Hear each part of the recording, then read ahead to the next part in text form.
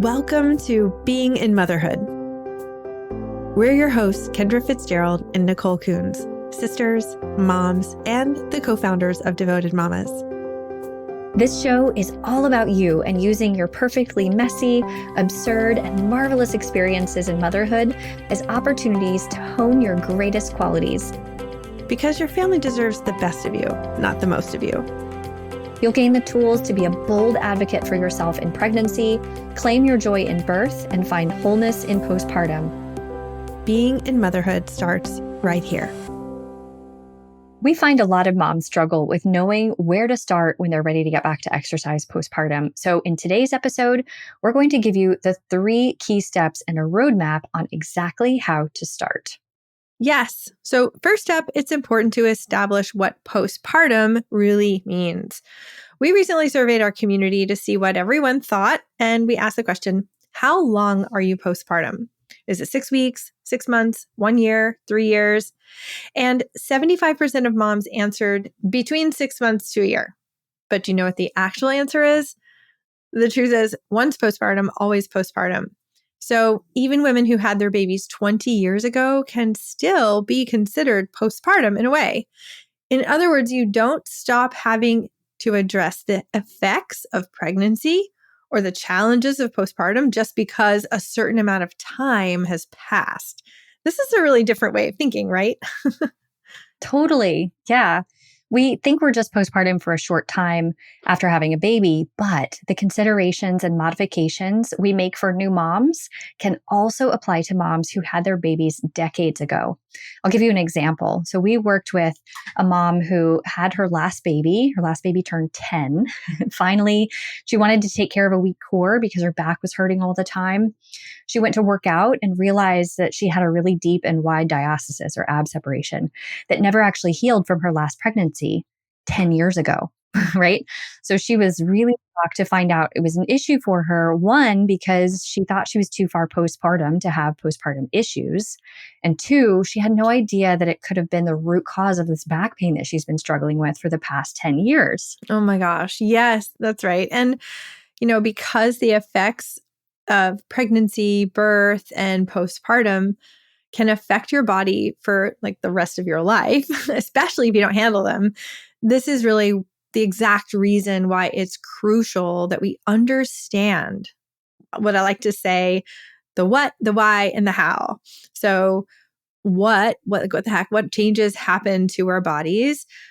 Why does it affect our body for years to come? Like, why doesn't it just kind of resolve itself? And why is it essential that we, quote, repair and recover no matter what stage of postpartum or how many years postpartum we are? And then finally, of course, what we're here to just get to is how, like, what are the exact steps that we need to take to get back to really solid foundation of strength? Yeah. So let's start with a quick list of what happens when we're pregnant and into postpartum. So first off, we would start with the ribs. The ribs spread a lot because the baby is pressing up into your rib cage and you got to make room for the baby and they've got to go somewhere. So ribs tend to spread. If you've ever noticed that your bra size changed when you became postpartum, you're like wearing bigger bras at this point, not just forward, but like in the ribs. It's because your ribs has spread. Along with the ribs, the diaphragm or the breathing muscle also spreads when your ribs spread, but it also gets compressed because your internal organs are kind of squished and moved around and they get pushed up into the diaphragm. So it makes it really hard to breathe. And then, of course, the abdominal muscles are stretched because the baby also has to grow somewhere and it usually grows out, right? And then, once our abdominal muscles are stretched, then our back muscles start to compensate and get tight. And one of the biggest changes that happens is the posture change, right? This is a really big one. Your entire posture shifts to offset the weight of the baby growing on your front side, and it grows over a period of 10 months. And, we have all these posture patterns that we're layering on top of the next. And then we kind of wonder why our backs and necks and shoulders, hips, legs, and ankles all hurt when we're pregnant, right? Everything kind of shifts.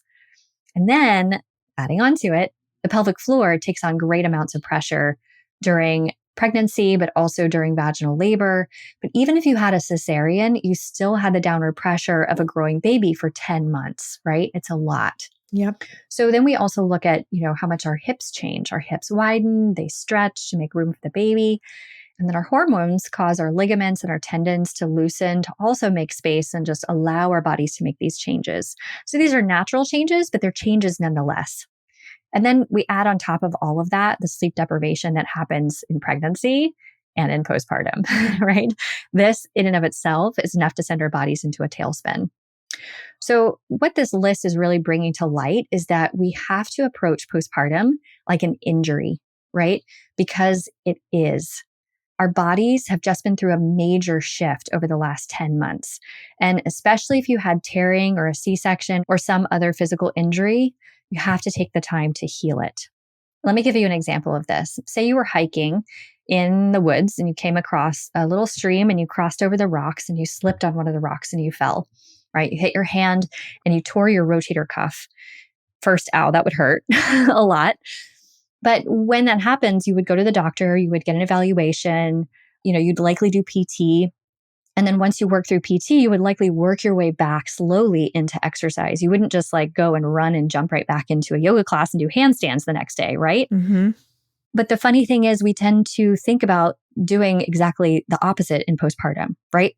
Postpartum is an injury just like a rotator cuff injury, right? We have to go see a PT, go do the exercises that you need to slowly go back into your regular exercise routine. But oftentimes we don't do that because we don't treat it like an injury. So we do have to treat it like an injury. Yeah. Plus, because the changes are so gradual, I think we don't think of it like an injury because it takes like a whole 9-10 months to make these changes. But then we have our babies and really quickly we go from pregnant to postpartum. The body's so organized and moving like it's pregnant. And we don't see that kind of injury concept because, again, it took a long time to establish. Right. And add on to that, the fact that we tend to move less in later pregnancy, have weeks of recovery in postpartum, as we should, right? Where we're sitting a lot and resting, again, as we should. And it might take a few more weeks to start our activity after that too. But here's the thing. When it comes to our muscles, it takes 2 weeks of inactivity, and some would actually argue 1 week, to start losing muscle tone and strength. So considering all the changes our bodies go through in pregnancy and birth, layering on the natural reduction in movement that we see, an extra loss of muscle tone and strength, means that we have to pay even more attention to how we're starting to move again. Yes. And what we see as a really common practice, but it's also the biggest mistake, is getting your clearance to exercise and then hopping back into wherever you left off without consideration for how different your body is now. And really, time is not the only factor. So hopefully, starting to get that idea. It's not just time. The injury is the biggest factor. So be careful if you are further away from the birth of your last child, like the mom that we talked about earlier, who's 10 years, because the further out you are, the more likely you are to have an injury setback from going too fast, doing too much too fast. Because your brain, it's like your brain is telling you that, plenty of time has passed and it's fine to just amp up the intensity to make up for all this lost time. And in reality, you just sort of forgotten that you're technically postpartum and your core and pelvic floor are really telling the true story. Right. And we talked about what changes. So let's talk about the symptoms that we typically see from these changes and why complete recovery in postpartum is critical. And to our listeners out there, just check in to see if any of these symptoms might apply to you. The first one that we see really often is shallow breathing, like you just can't catch your breath, right? Mm-hmm. The second one is prolapse. You feel a heaviness or, just a downward pressure in your pelvic floor. You might also experience leaking, peeing when you jump, sneeze, laugh, or cough. Sometimes we'll get pelvic pain or hip pain in pregnancy and they'll be like, oh, it'll be fine once I have my baby. And then it sticks around in postpartum, right? That can be challenging. It's like, it was supposed to go away. And then there's also low, mid, upper back pain, like all the back pains and neck pain. Those can also be related to pregnancy and postpartum. So Nicole, what else? Well, there's definitely ab separation, diastasis recti, which is basically non-recovery from the abdominal separation, right? Because our babies, as they grow outward, the outermost layer of muscles does part to make it possible for baby to grow without significant damage to the body. But diastasis recti is when it stays separated, and that can persist. It doesn't go back. In fact, 60% of women, it doesn't go back on its own. So that's a lot of people. 6 out of 10 is not going back. Next is poor posture.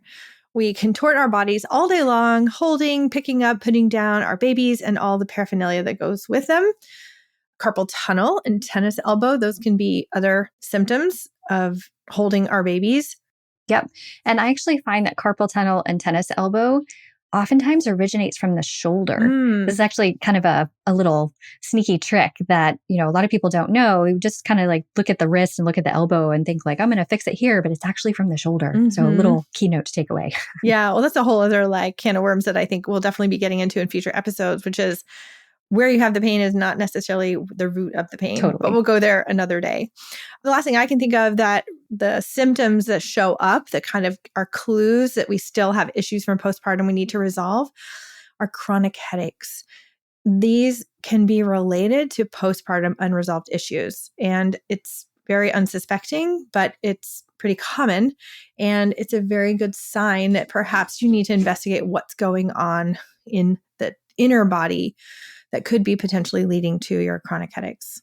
That's all I can think of. Anything else, Kendra? The symptoms that we see.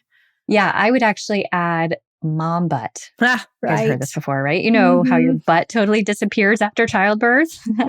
Yep, it's actually a thing. And unfortunately, I know that all too well myself because my little perky pre-pregnancy peach turned into a flat pancake that I had a lot of work to do to build back up after kids. So it's really a thing. I know. It's like you sit around and disappears. Like, what? How did that happen and why? Yeah. But yeah, so the bottom line here is that the changes from pregnancy and birth and postpartum have created symptoms. And if you don't address these symptoms, which are signs of weakness and imbalances in the body, you're going to create chronic pain and you're going to create health issues for yourself further down the line that are a lot harder and a lot more expensive to address. So this really points to the why of postpartum repair. Like, why should we bother, right? Because it's like, well, it's not that bad. Or we kind of convince ourselves, like, look at everybody else out there. They're not doing anything about it. Well, are they you? You get to choose really here. The fact of the matter is, if you don't address these things at some point, they will be with you into your older age when your body, frankly, just takes longer to heal and change. So we're talking about this topic today so that you can become aware. Awareness is the first step, that you don't have to stay in these cycles of pain and muscular body dysfunction if you don't want to. Totally. And, typically these issues don't get better on their own. Correct. Yes. So let's get right to what to do. What is the process for getting back to exercise, whether it's 3 weeks, 3 months, 3 years? So moms know exactly where they should be starting. So we know already from before, you're not starting where you left off. So if that's not where you're starting, where do you start? So there are 3 things that must be done in order, which we're going to get to. But first, there's some essential pre-work that needs to be done. It's a pre-work step, and we call this the assessment, right? In order to map where you're going, you have to know where you're starting out. And what that looks like in postpartum is looking at things like your breathing patterns. How are you breathing? Your pelvic floor function, any leaking or pains that are, lasting for more than 3 months, which is chronic pain. We don't want it to get to that, right? Yeah. Yeah. So some of this is like what we've talked about before of, assessing and reflecting on all of the things that we've talked about and which of those things apply to you. So specifically, we want to give you a few questions to ask yourself to get started. So this could be a great place to grab some paper and jot these down, because the more clarity you have about the answers for yourself, the better off you're going to be. So Kendra, what are these questions that moms should ask themselves as their assessment, the pre-work? So the first question is, how much movement did you do during pregnancy, right? This is a really important one because it will dictate kind of where you're starting off in postpartum. If you didn't do a lot of movement, you might have a little bit more to catch up to do. If you did a lot of movement. Well, I think it's helpful because I think the caveat is if you did a lot of movement, you might think like, oh, I'm super fit. This doesn't really apply to me. But the fact is, even if you're super fit and you stayed super fit through pregnancy all the way to the last day before you gave birth, your body still changed in the same way as everyone's body changes. Your ribs expanded, your hips, all of those things we talked about earlier, all of that happened. And it's still the imprint your body is working from. And so how much movement did you do is a factor, but it's not the only one, right? It's just something to become aware of, to assess. Exactly. Yeah. So the second question is, how long have you been sedentary? Again, this is necessary, but for different people, this means different things. If you had a vaginal birth and you kind of recovered pretty quickly, you might have been sedentary for 3 weeks after having the baby, or if you were active before and you kind of were a little bit sedentary in postpartum. But if you were on bed rest for the end of your pregnancy and then you had a C-section and you needed to recover for 12 weeks, that's more rest than someone else is getting, right? So you're being a little bit more sedentary. Again, it's necessary, right? But we have to take it into consideration. And then we want to ask, do you have any body pains? Take a list of all the body pains and know that this is not complaining, right? The more specific you can be with what body pains you're feeling, the better your recovery is going to be. And I always tell our clients, bring all of those body pains, like tell them to us, because those are signs of things that are just, your body is like, please pay attention to me. So it's good to know what they are, even if they feel like tiny, tiny little pains. And then also we want to look at any leaking. If you had leaking before pregnancy or during pregnancy or now, and how it's changed and the frequency of it. And then also in this assessment, we want to look at how demanding is your mom life? How demanding is your work life? What are you prepping for? What's coming up for you soon in the near future? And how heavy are the things you're picking up, right? So motherhood is a weighted adventure, as we always say, right? Right out of the gate, you're picking up an 8, 9, 10-pound baby, eventually a 30-pound toddler, maybe 50-pound laundry baskets. We totally get it, but those things are heavy. How much of that are you planning to do, or are you currently doing? And how much does your baby actually weigh? Have you progressed to using that amount in your workouts without pain, bulges, or leaking? I often say that moms should be lifting at least the weight of their baby in their workouts, because that's what we lift every day, right? But lifting it without pain, without bulges, and without leaking. And then the final piece to this, which I would actually argue is probably the most important, is what's your mindset about your body and your outlook on your recovery and getting strong again? Is it positive? Is it negative? And you don't have to be judgmental about it. It's just assessing where you are. If you're feeling like really down about where you are, perhaps looking at your mindset might be a really great place to start, so that you don't have to jump over that hurdle 3 weeks later, right? So these are just a few questions you can use to get super clear and honest about where you are right now. Yes. And, the really big key at this point in time is to know that where you left off before is not your starting point now. And this can be very humbling, and especially if you were very active and you feel like, again, like you should be able to lift 20 pounds because that's how old your toddler is, and it just hurts. You have back pain, you have hip pain. So knowing that where you left off is not your starting point now, but it's not forever. That's the other thing, right? Your starting point is simply your starting point that you will progress from. So, Kendra, you like to think of postpartum as a reset button. Yeah, I do. I love this because we all hit the reset button when we have our babies. Yeah. It kind of evens the playing field. So no matter where you left off in pregnancy or pre-pregnancy, whether you were an athlete or not, we all start from the same point. Now, I can imagine that some of you listening right now might be relating to the issues we've talked about and are ready to get rid of them, or just not have them at all if you don't have them yet, which is why it's so important to do postpartum recovery well and completely. Yes. Oh my gosh. Okay. I love that you said completely. I just want to interject here because that is the other gap that we see. Okay. So doing recovery well, like you kind of like checking the boxes. Like we see moms that do a set of 6 postpartum exercises or 6 postpartum workouts. And then once they finish those, they're like, cool, I'm done. But you know what? That is not the case for everyone. In fact, not the case for most people.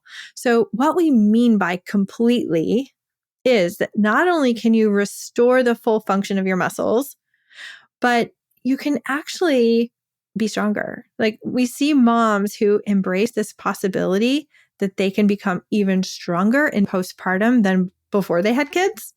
And in some cases, faster if they're runners and like breaking personal best records. that this is possible. So being committed to the possibility that you can recover well and completely is a whole other paradigm of postpartum and what it means to be fit as a mom. Right. And that's where we want all moms to get to. So, given all these changes that we talked about, and you've done the pre work of getting honest with your current set point, let's get into those exact 3 steps to take when you're ready to get back to exercise postpartum. Or if you're further postpartum and you want to do this as kind of a reset now, because remember, it's never too late. Yes, exactly. Too many moms spend years feeling frustrated about the speed of their postpartum recovery. Their back and hip pain is getting worse. They don't know what kind of exercise is safe. They miss fitting into their pre-pregnancy clothes and feel deflated not being able to run after their kids at the park because of pain, leaking, or overall squishiness. Can you relate? The real problem is that these moms haven't figured out which phase of postpartum recovery they're in.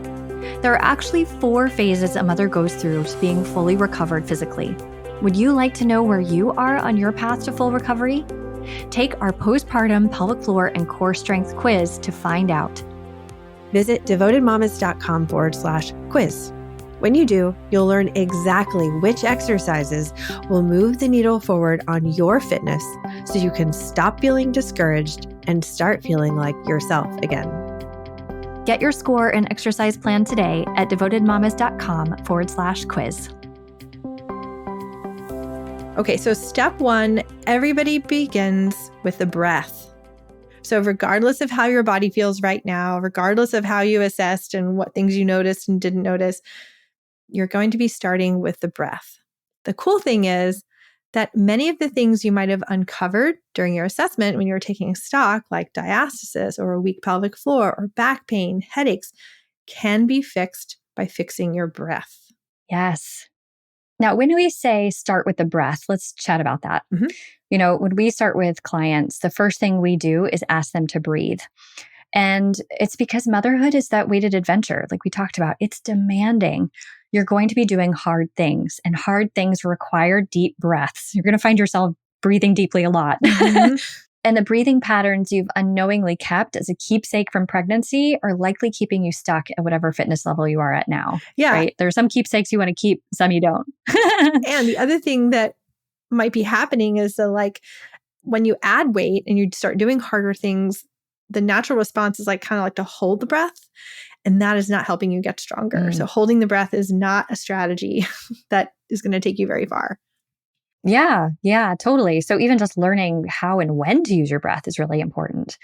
And then, also add on to that, when you add a load or a weight, like a 30-pound toddler on your hip, 50-pound car seat you're lugging from the house to the car, onto dysfunctional breathing, that adds a lot of stress to your body and is a breeding ground for injury. And we seriously don't want moms walking around injured because we don't have time for that. No. Moms do not have time to be injured, right? No. So when thinking of correct breathing, let's talk about what we're looking for here. Yes. Okay. So what we're looking for in a correct breath is this idea of a dynamic breath, meaning it's alive and moving, that coordinates 3 things: the diaphragm at the top, the deep core all around the middle from the front to the back and sides, and at the bottom, the pelvic floor.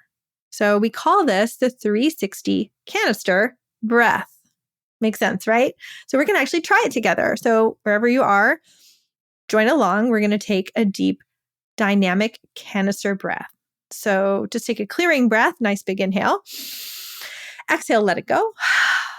And then inhale through the nose and notice if you can feel your ribs expand, the whole middle section from the front to the back expand, and maybe even the pelvic floor drop. And then as you exhale, think of lifting the pelvic floor off the ground, off the seat, hugging your core in from the back to the front and all the way around, and feel your ribs cinched to the middle. Try it again. Inhale, expanding, 360 ribs, 360 core, and wide and down with the pelvic floor. Exhale, lift and squeeze with the pelvic floor, hug in and around with the core, and in and around with the ribs. Feel free to take one more on your own and just notice what you notice. Now, if you found this challenging or that slowness of the breath impossibly hard, or it just felt backwards, like you wanted to pull everything in when you were exhaling and push everything out when you're exhaling. Maybe you felt uncoordinated. Maybe like the top of the body was doing what it needed to do, but the bottom, you just felt disconnected. So there are so many different ways that our breathing pattern just gets a little wonky. And if that's you, don't worry. It's totally common, but know that you can practice this breath and it does get easier. This right here is going to be the key to helping you make progress. And, look, we're all about the highest payoff things, right? No one has time to spend hours and hours every single day in the gym just working really hard. We need to apply the smarts to it first. High payoff is the key. Yes, high payoff. Now, let's take this a step further because we do see moms who tell us, I've been doing deep breathing work and nothing is getting better. What the heck? So here's the thing. If you're doing it correctly, you should start to see progress rather quickly. Mm-hmm. If you've been deep breathing for a month or even a couple weeks and you're not feeling changes or things like diastasis and pelvic floor weakness, back and hip pain are not getting better, reach out to us. There might be simple tweaks we can make to your breathing so that you can dial it in and start seeing results pretty quickly. And I'm talking like 1 week to feeling your core again. That's how fast this stuff can work if you're doing it right. Right. Now, I want to add, like what we just practiced was the pattern of the breathing. In order to use this breathing to establish a good foundation of strength, we do a little more with it, right? But the pattern that we just practiced is the first kind of awareness step. And then once you know you've got things moving in the right direction in a coordinated way, then we start to layer in the strength component to the breath. So there is a lot more to the breath than what we just practiced, but know that just breathing deeply and having an awareness of the direction of movement and the coordination is like the very, very first step. And this step right here, nailing the breath, is the one thing you should invest in and really invest, like literally invest time, money, resources, babysitters, so that you can go take care of yourself for a little bit. If you're going to spend anything for yourself, on yourself, invest in getting professional eyes on your form when it comes to your breathing. Know for a fact that everything is moving in perfect coordination. Because if you get this wrong, or you just don't get it coordinated, you don't find some of the muscles in this 360 canister structure, then everything else will continue to be off from there. I'm not even overstating this. Like, this is just how it is. So mastering the breath is key.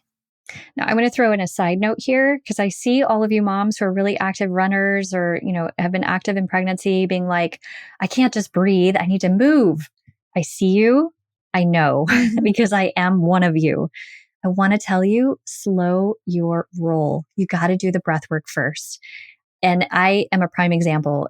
After I had my second baby, I was going back to the gym and I think I was about 8 weeks postpartum. I had to sit in my car before I went into the gym and talk to myself, to myself out loud. Say, Kendra, you're not going to run today. You're just going to work on your breathing. You're going to work on your hip placement. That's what you're going to do. Because it's so tempting to go into a gym, seeing everybody else doing all of the things that you want to be doing and hold back and just work on where you are. Because the postpartum repair process takes time and can feel really slow. But doing too much too fast and adding crazy intensity to your workouts or your life can have major consequences, either now or years down the road. It's just not worth it. And speaking from my own experience of giving myself prolapse after my first baby, I know that you do not want to go too fast too soon. It takes a long time to recover from that. So from one type A mama to others out there, slow it down. Start with the breath. And when you're kicking butt at the gym and on your runs later, you can thank us then. Totally. So moving on to step 2 now. Now, this is actually one you can do while you're perfecting the breath. So good news to all those runners and athletes out there, ambitious ones. You do not have to do only the breath. You can do this step 2 at the same time. So number 2 is check your range of motion or mobility. And we're going to expand this definition of mobility and motion to connect or relate to your pelvic floor, the springiness, the resilience of your pelvic floor. So the question is, are you hypermobile or are you super stiff? Did your range of motion change now that you're postpartum? Now, some moms tell us they feel inflexible, but some are hypermobile by nature. And this really comes into play in a really big way in postpartum and your steps to getting back to exercise. So, Kendra, this is one of your absolute favorite topics. Like, why does range of motion matter as the second step? Yes, I love this topic so much because it's often overlooked and it's like a little secret tool of corrective exercise. So here's the thing. If your joints are stiff and not able to move in a full range of motion, like let's say your hip is really stiff and you can't really get full extension, like you can't get your leg all the way behind you, then when, every time you take a step, you're actually not engaging your glute as much as you could be. And your glute is going to start to suffer, right? You're not going to get glute strength because your hip just can't go in the position that you need it to get that full strength. And your muscle can't contract to its fullest capability, right? So at that point, you're leaving strength on the table. Yep. On the flip side, if you're hypermobile and you feel like Gumby and find yourself hanging out in your joints, you might find yourself hanging out in your knees when you stand or hang out in your elbows. Hyperextending is really going into your end range of motion in your joints. In this case, your muscles are working overtime to keep your joints stable and are likely filled with so much tension.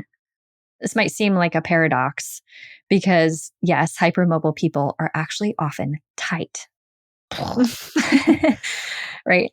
So when you go to do exercises, if you're hypermobile, you may not really feel anything. It's like you can fly from one end range right into the other. Right? And then we're not really using our muscles to do any of the work. We're just using momentum. Yeah.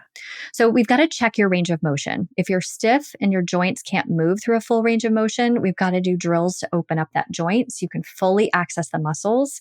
And this is going to be different for everyone. Not everyone needs mobility work, right? But a lot of people do. And some people need different mobility work. If you're hypermobile, knowing this will help you rein in from that end range motion you're used to hanging out in and bring some stability back to your joints, which we do by releasing the muscles and then strengthening so that your joints aren't taking all the pressure. Yes. And all this applies to the pelvic floor too. The position and mobility of your hips, so how well your hips move, have everything to do with how your pelvic floor at the bottom holds tension or doesn't hold tension. So the reality is the pelvic floor can be weak after giving birth, right? So when we think about weakness can also just be tight and weak. It's kind of like holding, like imagine a 10-pound weight in your hand and you're flexing your bicep and you're holding it tight. If you're just holding the bicep tight, is not going to be getting stronger. It's actually going to weaken over time. And that's kind of what the pelvic floor does. When it's weak, it just sort of like holds on, it grips. And at the end of the day, in that case, it has no range. And then on the flip side, of course, we can have a weak pelvic floor that is underactive, like there's no gripping or no tension holding on. So we will be getting into more specifics of the pelvic floor in future episodes, but for now, suffice it to say that in step 2, we're talking about mobility of the joints and the range that our muscles and joints together can accommodate, which is important to know and work on before we go to the next step. Which is step 3, align and strengthen.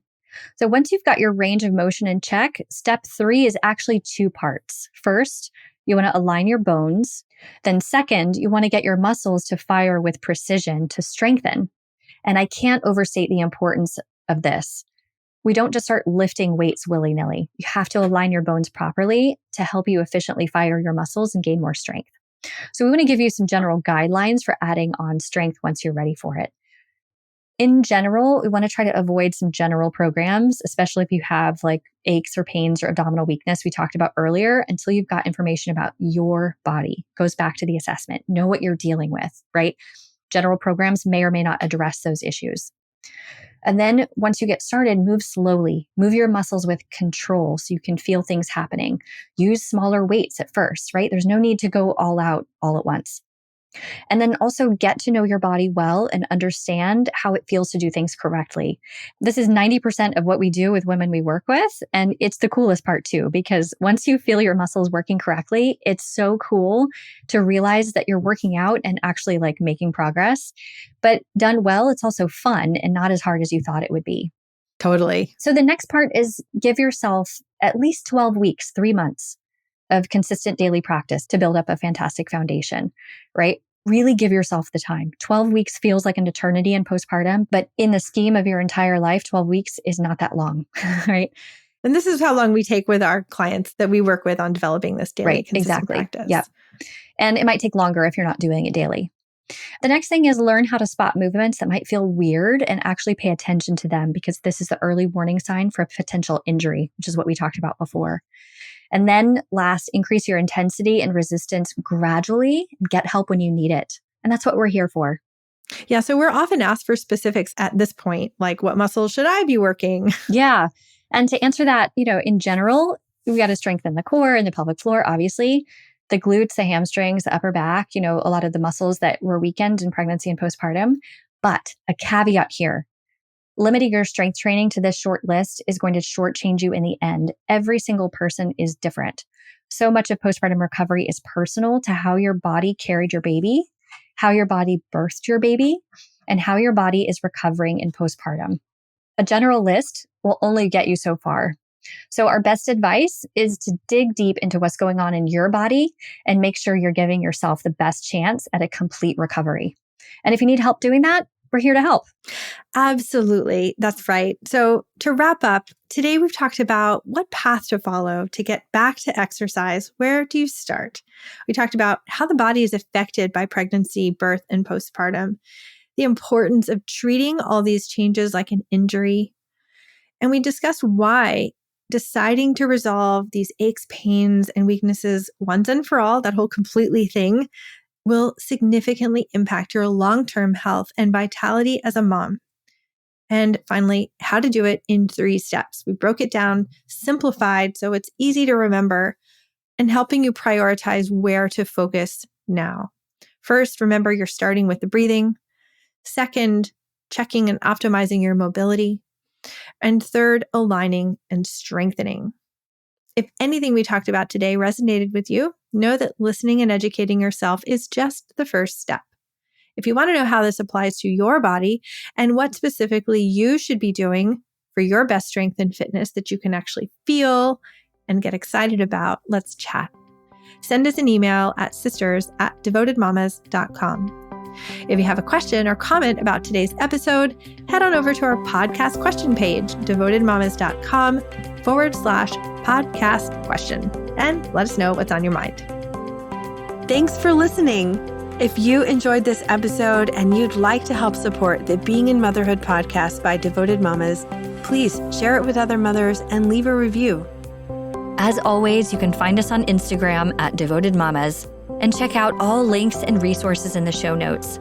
Be courageous and stay devoted to growing into your best self as a mom.